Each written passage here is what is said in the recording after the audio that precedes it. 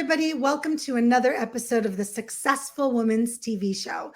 My name is Galit Ventura Rosen. I am co-founder of Everyday Woman TV and a professional speaker. One of my favorite things to do in the whole world is spotlight women all over the world that are doing amazing, wonderful things to empower you, uplift you, inspire you. Today, I have the honor of interviewing one of my mentors, Summer McStravick. Hi, Galit. I'm happy to be here. Good morning. I'm so excited to have you here. Our journey has been going on for quite some time, and you've been absolutely a figure in my life that has helped me with a lot of what we're going to be talking about today. And so I cannot wait to jump into the topic and tell everybody a little bit about you, which will just be a short bio. Summer's done a ton of things, but we don't want to spend the whole 15 minutes just reading her bio. So we're going to shorten it for you today. But the topic we're going to be talking about today is what to do when you feel burnout, which is something most of us, if not all of us, have experienced. And I'm going to read a little bit about how fabulous she is. So Summer McStravick is a personal growth coach, an author, a podcaster, and creator of Flowdreaming, a mind-body technique for manifesting and growing inner emotional strength. Her books and podcasts have been used worldwide to transform people's inner emotional landscapes as well as their external lives. Her latest book is called Stuff Nobody Taught You. I love that title. Love that title. 40 Lessons from Me School to help you stop being miserable and start feeling amazing. You can find her at flowdreaming.com or through her podcast, Flowdreaming. When we're making it real easy for everybody. So Summer, I would love for you to jump right in. First, I would like to start with you sharing just a little bit more about what Flowdreaming is. I know we shared a little, but just a little bit more so people that have never heard of it know what it is. And then let's just jump right into how we can work and how we can learn how to move on from burnout. Right. Yeah. First of all, okay. So thank you, Galit, for having me here. Yay. Yes. Flow dreaming is a practice that I do and I've done for 22 years now. I have to count on my fingers at this point, 23 years now. It's similar to meditation, but it's not meditation. There's no clearing your mind. It's not self-hypnosis. It's a different animal that relies on guided daydreaming, strong emotion, and what I call flow. There's a concept of flow. A lot of people know it from psychology, positive psychology. We combine these three things together into a technique. I use it to start my morning. I use it to end my day. I use it whenever I'm feeling overwhelmed or like just rocky in my something happened. And it does a lot of things. It programs your future. It changes your emotional energy right off the bat. And it helps you really focus and stay aware of, what am I doing all this for? What do I want from this? What are the feelings that I'm trying to capture from all the hard work that I'm doing? You know, especially as entrepreneurial women, there's a reason we work hard. And sometimes I think we forget why we're working so hard and what's, propelling us to try to be successful. So flow dreaming really centers you back in all of that. Gosh, it can even help you grow your business. So that's it in a nutshell, but I could explain the whole technique at maybe another time. Yes. But people should definitely look it up. Yes. And from somebody that uses it very often, and I probably own about 40 now. These are actual recordings that Summer's done that you can check a look at, and it'll explain it a little more. And what I love about flowdreaming.com is you can do this freebie where you get a small one, kind of get to experiences before you purchase them, and they're very reasonable. And the only reason I'm sharing that is because they've been a big part of my life. So things from anxiety to wanting to make more money in your business, to overcoming emotions in a relationship, to buying a big house. I mean, it's all over the place. Yeah. And I love that about them because I can kind of pick and choose what mood I'm in or what I want to focus on next. Yeah. And so it's just a quick way. And they're short. Guys, they're not long. I love that they're short. And the more you do them, it seems to me, or my experience has been, that I don't even need to be laying down anymore or sitting quietly. I've done them for so many years now, probably 7 or 8 years now that I've been with you, Summer, that I can do them listen to them while I'm driving now or putting on my makeup. At first, I Mm-hmm. did close my eyes and I really put myself there, but I've just used them so much now that I even enjoy them just listening while I'm doing something that's safe, but that I can focus and not close my eyes. So, Yeah. little insight. Go It ahead. that reminds me, I have a YouTube tutorial now Okay. where a person can just go and they can listen to them, explain it all the way through. I So love look me that. up on YouTube and you'll find like a little 8-part mini series. Every one is like 6, 8 minutes long. It's not hard at all to do. But yeah, that would be a great resource. You know, another thing for people who aren't woo-woo, because some people are like, oh, meditation, I don't like to do Right. that. Um, I have another term for the concept that's called emotional uh, reconditioning, basically. Meaning Yes. that for those of us who don't feel energetically, connected or spiritually connected in that sense, if you go into this process of emotional reconditioning, what you're actually doing is changing the emotions that are inside you, the balance of Mhm. them, which I think is really appropriate to kind of what we're So talking about appropriate. today, which is Yes. overwhelm and burnout. And you look at these emotions, you're like, how do I change these feelings inside me? Because I'm sitting at my desk and I'm not getting anything done, and I'm pulling myself to get things done and I just don't want to anymore. How do I change that? And I know a lot of people start with Google, and Google's like, take a deep breath. It's like, great, that's not going to do it, buddy. I mean, like, I am way past take a deep breath. So, flow dreaming becomes sort of like a core, powerful technique to start to change that emotional makeup or mix that's inside yourself. So Yes, there's and that. pretty much everything we feel starts and ends with emotion. And Yes. I always say we love deeply, but we hurt deeply, those of us that love deeply. So Yeah. I love that you brought that up because I think the emotion part is so important. So let's Mhm. talk a little bit about burnout and what your Yeah. experience has been with your clients and Yeah. yourself, of course, because you're always so great and open about sharing your own experiences of what Mhm. has benefited you and what things and tools and methods, Yeah. because I'm always willing to learn myself about burnout Yeah. because we all experience it at some time. Yeah. Um, there are so many people right now who are just regaining function, as I like to say. Um, the last few years for us have worn us down energetically, emotionally, even physically, so much that and a funny thing about burnout is you kind of keep getting adjusted to it.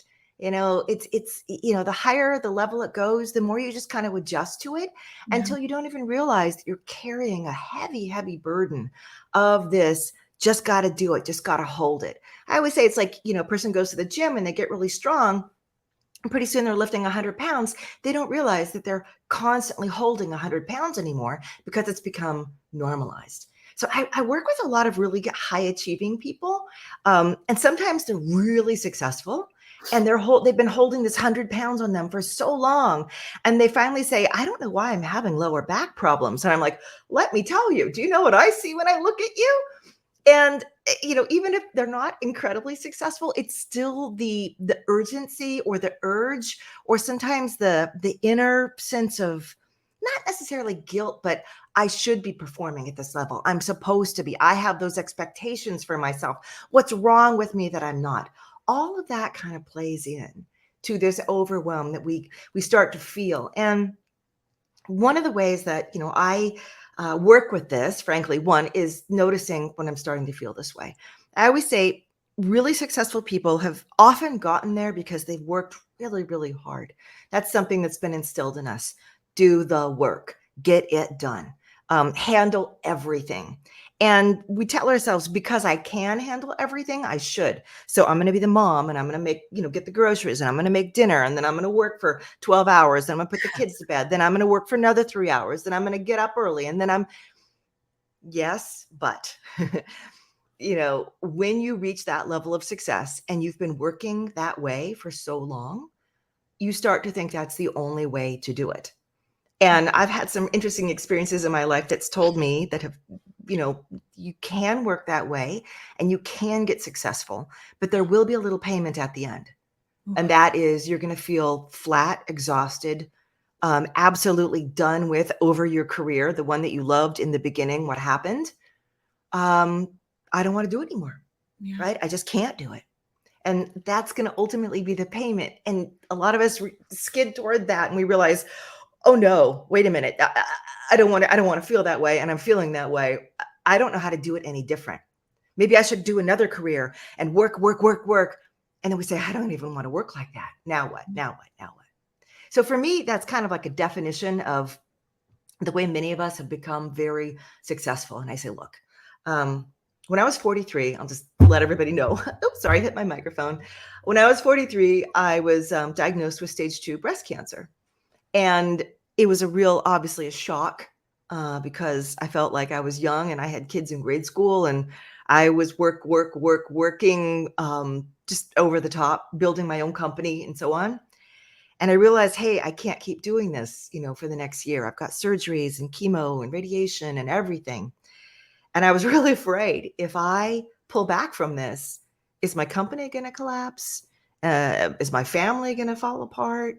What will happen if I don't just keep showing up the way I've learned how to show up for success? Yeah. And I set myself up. I said, look, I will work for 3 weeks and I'll take 1 week off. I'm going to work for 3 weeks, take 1 week off.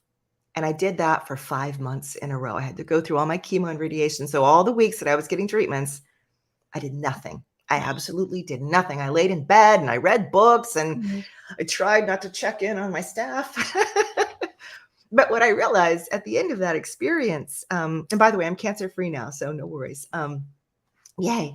But I realized at the end of experience that the way I had trained myself to think I had to be successful was just some made up thing in my head. It was just something that had worked for me. Therefore, I thought it should always work, and it's what worked for everybody, and there was no other way. And I realized, hey, wait a minute. I can create this very different, more fluid way of working. I can take time away. I can not be there all the time, and I can still have success. I had to actually learn a new way of sort of inserting myself into my business. Sure. And I carried that with me ever since. The way that you're doing things now may have been successful. It is not the only path, but there is a lot of trust that's required for you to shift and try a different way. And sometimes when we're successful in holding a lot of things and holding a lot of people, we don't give ourselves that moment to have the trust to change how we're doing things, where we're doing things, how much of the things that we're doing. So I want to ask everybody, one, consider, is the way that I'm doing it now, I've become maybe successful, or I've reached a certain point, or maybe I'm just grinding still toward that point, but I'm not getting the payoff I want. Pause, like take a moment, pause. Is this the only way? Is the way I've been doing it working? Is the way I've been doing it actually leading to the payoff that I'm looking for? Or do I feel like there's going to be a bill at the end? Like that's the very first thing. The second thing is I would take a day, and I do this periodically now. I go out and cultivate what I call white space. It's a term from art. It's the space on the page that's not being filled with the color. Okay. So it's the space around everything that's yet to be changed. And when I say I'm looking for white space, what I'm saying is so often we're filling ourselves and our time with so much. Like there's no room for life, or I call it the universe or your higher power, to actually reach you and give you any information. Like you don't even make room for it. Yeah. You're busy from the second you wake up to the second you go to sleep. And then you say, I don't know where I'm going. I hope I'm going in the right direction. And you realize everything is just reliant on you and your own brain to figure it out. And I say, hey, take some time. Take 15 minutes, 30 minutes. I want you to go outside. I want you to leave your phone inside. All you can have with you is a pen and paper. Just sit and think. And at first you'll be thinking about all the things you're trying to solve and all the things you have to do. And then eventually you'll get antsy and you'll want to check your phone. And then right? And then you'll start to think, that project I've been working on, I don't really even like it. Why am I doing that? There's that book that I've been thinking about. When am I going to write that? Maybe I should start doing some morning pages. And other thoughts will seemingly just kind of drop in. because you've created, think of it like creating a still pond. When the waves are always rough and moving in your life, it's hard for anything reflective to happen. But the minute that you create that still opportunity, you can start to kind of reflect the sky. You can reflect other things. You can reflect what's next for you and where you're going. I mean, it's a really small practice, but it can be very powerful. And then Yes. flow dream. Anyway, so Yes. I've been monologuing here, but those are a couple of ideas to kind of get you thinking about where So am let's I talk and about that how white have I space. been doing it? Let's talk about that white space for a second, because I think Mhm. that that's such a important, everybody calls it something different. And I love the way Yeah. you explained it, because I'd never heard it explained like that before. Yeah. For me, I just use the word space, but I love how you explained it with a canvas and the white space, because I'm so visual. Yeah. I can see it and it makes so much sense, because if I see something and there's no space and nothing for my eye to rest, I don't know what to do with myself. I don't feel relaxed. Just like a wall Yeah. that's painted, I Mhm. don't want every single part of that wall to be painted with something, because I want to have this relaxing place. So in this space, my experience has been I get my best ideas. Yes. I Oh, hallelujah. Yes. best ideas. I get my best solutions for problems. Mhm. And I also get justification, or I don't know what else to call it, for anything that's going on in my life or things I should be changing. That white space is scary for a lot of people, because they don't always want to be with their thoughts. And what happens is, when I've experienced, and of course through my growth, I'm not like that anymore. But when I first started, those thoughts were scary, because they were telling me things I didn't want to listen to. And so for those people that are just going to start with this white space, let's talk about how, just for a few minutes, how we can take those thoughts and deal with them. And then those people that have been doing it for a while, how can they take advantage of it? Because I think there's some great stuff that happens there. Yeah. Yeah. Um, First of all, if what you're feeling that comes up is a negative emotion, right? Because I work, part of my job is I work with that, I call it the language of emotions. Emotions are like crayons in a box. Every single color has a purpose. Even the yucky, dark, olivey blacks and grays, they have a purpose. So when you're in that state and you're just kind of letting yourself be, and a lot of us have experienced that when we're showering, drifting off, folding clothes, we're kind of in this funny little daydreaming space anyway, right?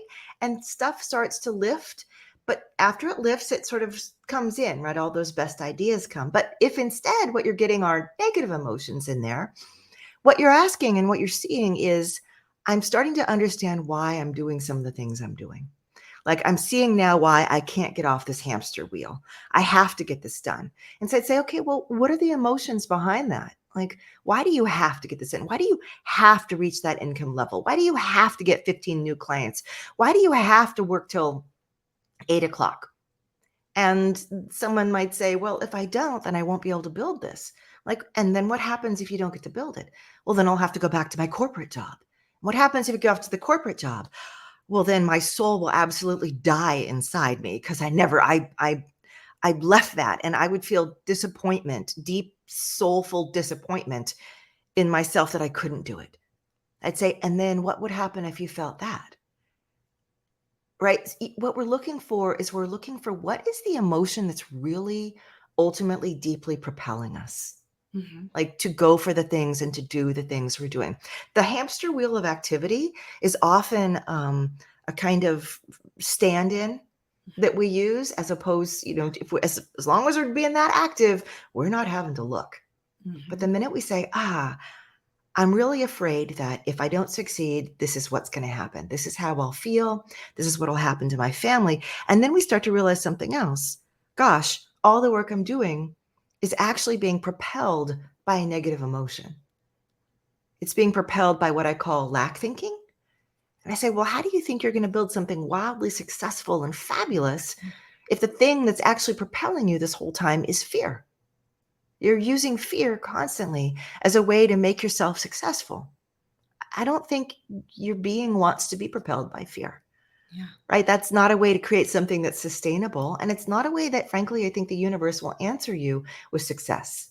And that's why you often find the start, stop, the I almost get there, but then I don't get it. What happens if you get really successful and you're really, really happy and there's no more fear propelling you? You wouldn't know what to do at that point to maintain that success without the fear there kind of grinding you and pushing you. So that's like a whole, I call it a pattern in people. Mhm. Sometimes successful, burned out people, I say, we need to break the pattern of fear as your ultimate, goad to Mhm. moving forward. You need to Yeah. find another energy or emotion that you can tap into instead to create that success. What are some I of know we kind the of veered off there in a whole No, no, different we're good, we're good. direction, but For our last few minutes, what are some of the emotions that you have found that have worked for some of your clients to instead focus on instead of the fear? yeah. When you're in your white space or when you're flow dreaming, because flow Mhm. dreaming is, like I said, an active technique that you can use for this, Right. I'm asking you to focus not just on the basic emotions like gratitude. Mhm. Gratitude is wonderful. It's one of Uh-huh. the easiest ones as well, because it acknowledges that I've received something, that I was worthy and deserving of that thing, that I don't have to work more or be more to have that thing. Mhm. Really important, because so many of us overachievers, we're like, I have to work more and earn it in order to receive it. Gratitude says, maybe I've already received it. Maybe I've already worked hard for it. But then I Okay. would carry it to the next set of feelings, such as these things come to me with ease. That's another hard one for us often. They Mhm. come easily.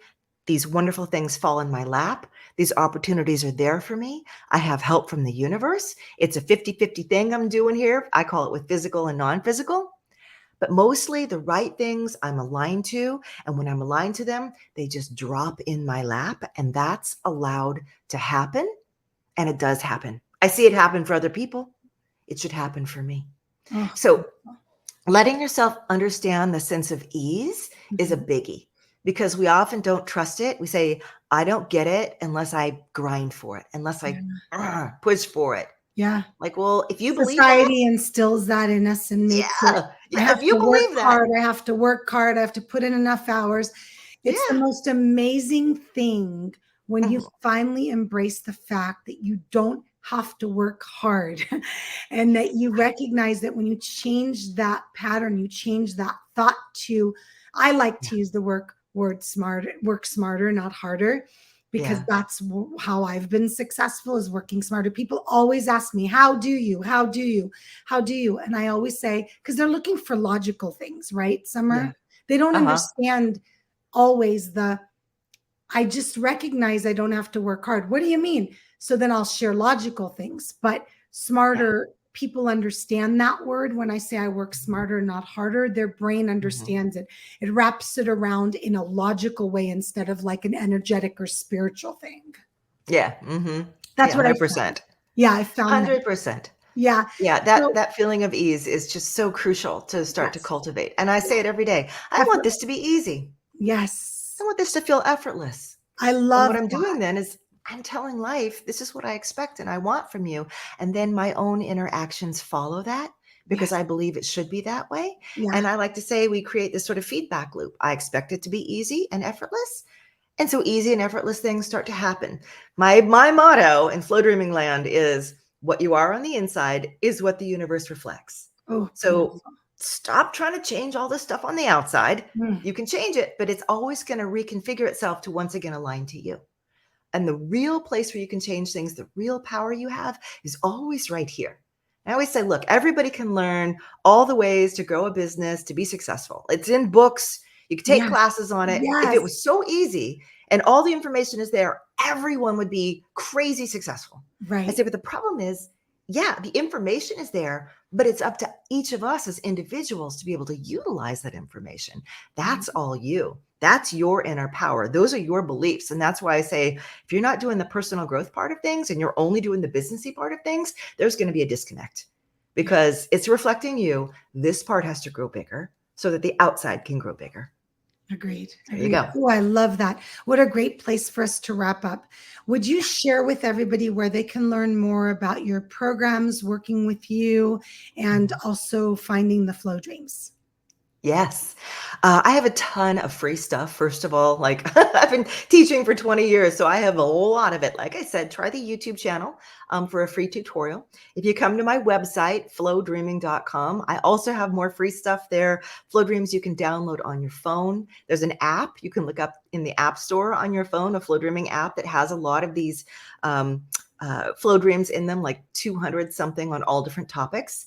And again, you can start practicing with some of the, the recorded ones. You don't have to just listen to me. It's like meditation in that sense. You can do guided meditations or you can meditate on your own.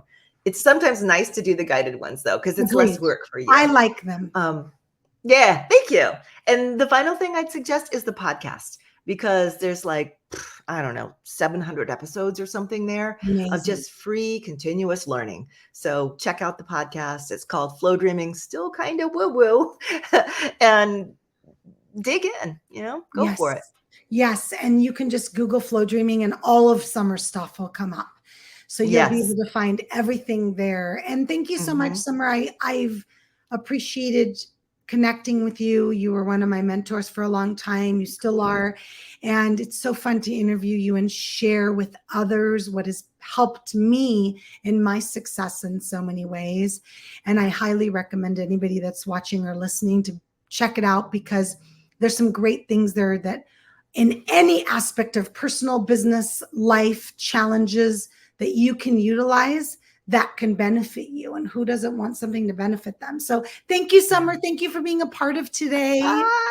Thank you, Khalid. It has been wonderful reconnecting with you. Thank you for Yes. letting me share. Thank you. And thank you to everybody for listening and watching for another episode of the Successful Women's TV show. I will see you next time. My name is Galit Ventura Rosen. Bye, everybody.